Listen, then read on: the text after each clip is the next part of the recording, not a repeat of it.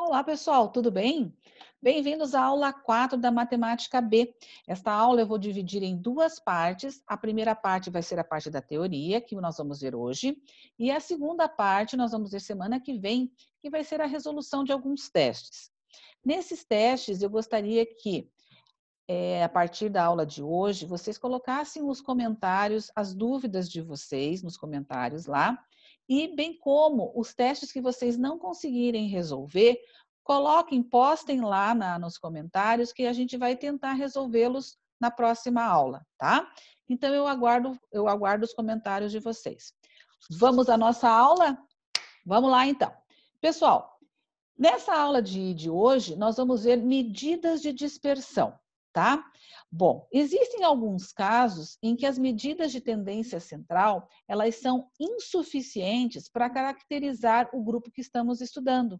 Então, nesses casos, nós vamos utilizar as medidas de dispersão, a amplitude, a variância e o desvio padrão. E vocês lembram quais eram as medidas de tendência central? Era a média, a mediana e a moda, certo? Então, quando a gente não consegue caracterizar o grupo que nós estamos estudando, nós utilizamos as medidas de dispersão, ok? Então, vamos lá, vamos começar pela amplitude. A amplitude, o que vem a ser? Vai ser o maior valor menos o menor valor. Vocês já devem ter escutado, lembrem lá do noticiário, a amplitude térmica, né?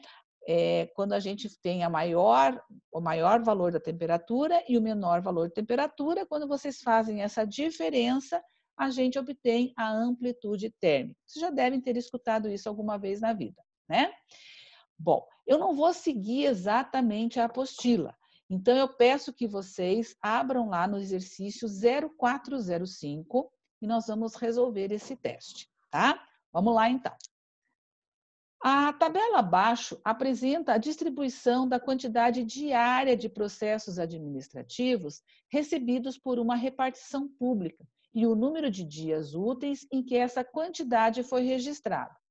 Os dados foram coletados por um período de 200 dias úteis. Então, veja só essa nossa tabela. Nós temos o número diário de processos administrativos. Então, na primeira linha, nós não tivemos nenhum processo administrativo e isso ocorreu quantas vezes? Durante 10 dias. Com um processo administrativo, ocorreu em quantos dias? Durante 30 dias. Dois processos ocorreram durante 40 dias. E assim por diante, de acordo com a nossa tabela. Ainda com base nos dados apresentados no texto, é correto afirmar que a amplitude total da distribuição da quantidade diária de processos administrativos recebidos pela repartição pública é igual a. Então, vejamos, como é que a gente vai calcular? Grifem ali o que a gente precisa calcular. É a amplitude total da distribuição da quantidade diária de processos administrativos. Então, como é que a gente calcula a amplitude? É o maior valor menos o menor valor. Quem é o maior valor? A gente vai procurar na frequência ou é no número diário de processos administrativos? Ele está querendo a amplitude da quantidade diária de processos administrativos. Então, quem é o maior valor? É 5 e o menor valor é 0. Então, fazendo 5 menos 0, a amplitude vai ser igual a 5. Simples assim, gente, não tem o que complicar, tá? Então, a alternativa para esse teste é a alternativa B, ok? Beleza? Vamos agora ao exercício de sala de aula, tá? Ao primeiro exercício lá. Olha só, eu gostaria que vocês fizessem um asterisco nesse teste. Eu acho esse teste importante, ainda mais que eu vou complementar a teoria nesse exercício, tá? Eu vou resolver mais do que está pedindo aí. Veja lá o que está sendo falado. Em um concurso público, é aprovado o candidato que possuir o maior valor da nota média, considerando-se 4 disciplinas. Então, olhem ali a tabela, matemática, português, direito e contabilidade. Em caso de notas médias iguais, o candidato ou que possuir maior valor da mediana deve ser aprovado. Se ainda o equilíbrio persistir, será aprovado o candidato mais regular. Anselmo e Bruno são os candidatos que obtiveram o melhor desempenho no concurso. A tabela a seguir expressa o desempenho desses candidatos nas 4 disciplinas. Então, observe o candidato o Anselmo e o Bruno, e ali eles têm as notas das 4 disciplinas, a matemática, o português, o direito e a contabilidade. Se ambos possuem média igual a 81, o critério de desempate vai para a mediana. Só que, nesse caso, a mediana dos dois também é igual a 80. De acordo com as regras estabelecidas, qual dos candidatos será aprovado nesse concurso? Bom, o candidato que vai ser aprovado vai ser aquele candidato que é mais regular. E nesse caso, dá para perceber só olhando. São só 4 notas e a gente consegue perceber facilmente isso. É a que tiver a menor variação. Podemos também usar aí, nesse caso, a amplitude. Agora, o correto mesmo seria calcular o desvio padrão. Aquele que tiver o menor desvio padrão é aquele que é mais regular, certo? Então, quanto menor o desvio padrão, mais regular é o conjunto de valores. Mas, para esse caso aqui, nós vamos usar a amplitude. Então, veja só, a amplitude do Anselmo. Pega o maior valor e subtrai o menor valor. 85 menos 79, a amplitude é 6. E do Bruno, 92 menos 72 é igual a 10. Então, aquele que vai ser aprovado no concurso será quem? O Anselmo, né? Então, anotem lá, a alternativa A é a correta, beleza? Bom, continuando então agora a nossa teoria. Variância e desvio padrão. Bom, para calcular o desvio padrão, nós temos que seguir alguns procedimentos, certo? Então, a gente calcula a média aritmética, calcula os desvios em relação à média, calculamos a variância e calculamos daí, finalmente, o desvio padrão. Tá, e o que é o desvio padrão, afinal de contas? É uma medida que expressa o grau de dispersão de um conjunto de dados. Ou seja, o desvio padrão indica o quanto um conjunto de dados ele é uniforme. Tá, mas daí vocês podem perguntar, e para que serve isso? Para que serve? Ele serve para diferenciar uma média da outra, que foi criada daí a noção de desvio padrão, que serve para dizer o quanto que os valores dos quais se extraiu a média são próximos ou distantes da própria média. Uma das aplicações mais comuns que a gente conhece do desvio padrão é para o cálculo da classificação do vestibular, do nosso vestibular, certo? Então, olha só, desvio médio de uma distribuição é a média aritmética dos módulos dos desvios, certo? E a variância de uma distribuição é a média aritmética dos quadrados dos desvios, certo? Bom, nós temos aqui uma observação, que quando numa distribuição a variância é igual a zero, não existe dispersão, certo? Por quê? Porque daí vocês vão ver que para calcular o desvio padrão, nós precisamos da raiz quadrada da variância. E se for zero, o desvio padrão vai ser zero, certo? Então, vamos lá. O que eu vou fazer com relação a esse nosso primeiro teste aqui, nosso primeiro exercício para resolver?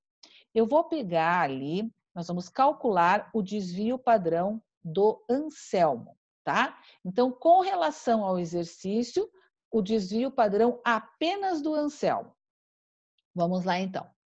Olha só, quais eram mesmo os procedimentos do cálculo para calcular o desvio padrão? Primeiro, nós vamos calcular a média. Só que a média já foi dada para a gente no enunciado. A média é igual a 81, ok? Vamos calcular, então, agora o desvio em relação à média. Bom, o que eu faço? Eu procuro calcular, fazer esse cálculo em série, tá? Então, eu pego assim, como são 4 notas, eu vou ter o desvio 1, desvio 2, desvio 3 e desvio 4. Então, eu vou escrever isso, tá? Desvio 1, desvio 2, desvio 3 e desvio 4. Esse desvio vai ser a diferença em relação à média. Então, eu tenho lá as notas de matemática, de português, de contabilidade, de direito, né? Então, eu vou pegar essas notas, 79, 80, 80 e 85, e vou subtrair da média que nos foi fornecido, ou, se preciso fosse, a gente calcularia, mas foi dado, então, menos 81. Esses desvios serão iguais, respectivamente, a menos 2, menos 1 e 4, certo? Agora, nós vamos ao cálculo da variância. E o que vem a ser a variância? É a média dos desvios ao quadrado. Então, veja só, nós vamos pegar o desvio 1 e elevar ao quadrado, desvio 2 ao quadrado, mais o 3 ao quadrado e mais o desvio 4 ao quadrado. E vamos dividir por 4, porque são 4 notas, tá? Então, veja lá, menos 2 ao quadrado, mais menos 1 ao quadrado, mais menos 1 ao quadrado e mais 4 ao quadrado. Tudo isso dividido pelas 4 notas. O resultado disso vai ser igual a 4 mais 1 e mais 16 dividido por 4, resultando em 22 dividido por 4. A variância é 5,5. E como é que a gente calcula o desvio padrão? Vejam, eu estou mostrando para vocês aí toda a teoria num único exercício, certo? Então, para calcular o desvio padrão é a raiz quadrada da variância. Então, a gente tem como desvio padrão a raiz quadrada de 5,5. Aproximadamente, a raiz quadrada de 5,5 é 2,3.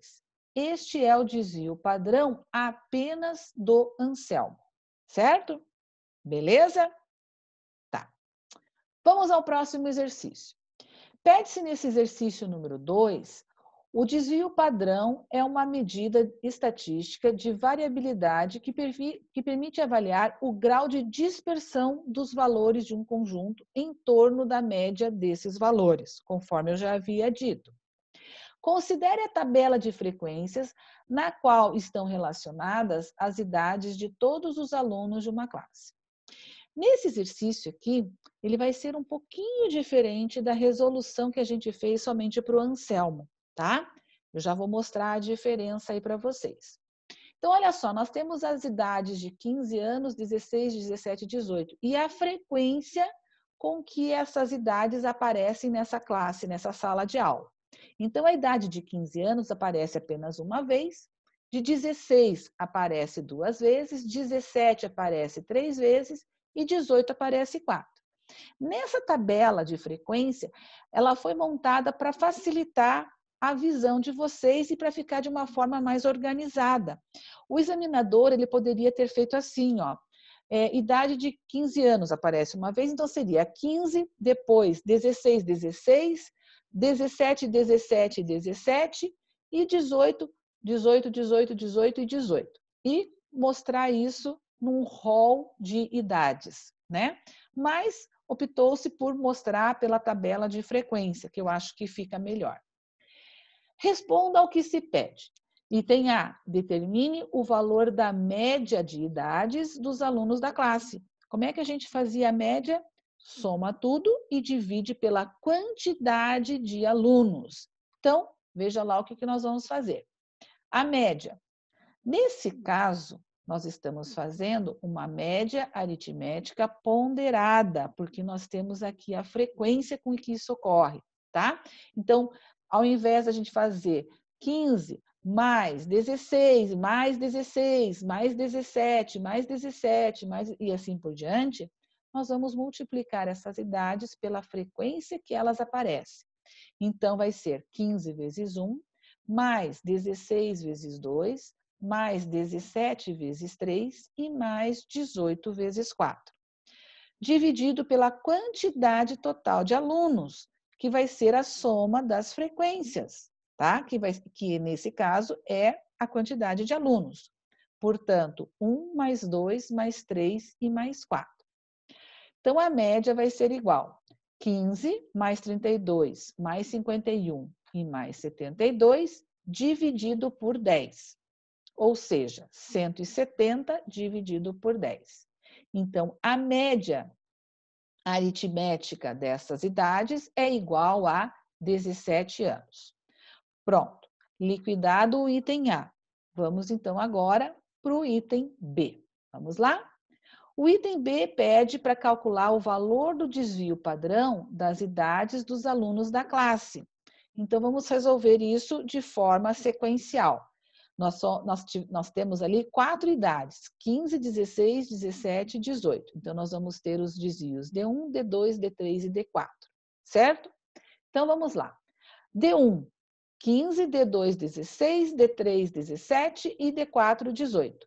Menos a média, que é igual a 17.